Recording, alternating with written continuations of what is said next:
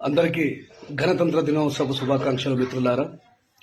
ఇంత అద్భుతమైనటువంటి రాజ్యాంగం మనకు ఉండి కూడా ఇంకా ఈ దేశంలో ఉన్నటువంటి ప్రజల స్థితిగతులు మార్చలేకపోతున్నామంటే కారణం ముమ్మాటికి పాలకులదే.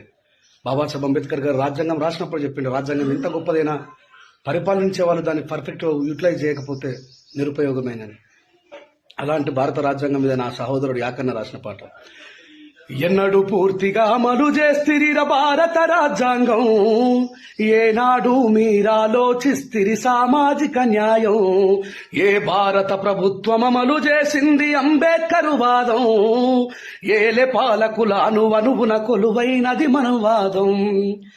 70 ఏళ్ల స్వాతంత్ర ఫలం ఏ వర్గానికి చేకూర్చే బలం, 65 ఏళ్ల గణతంత్రం మన బహుజనులకు అయ్యను శాపం. కూటికి లేచని ప్రజలను చేసి కాటికి పంపిస్తూ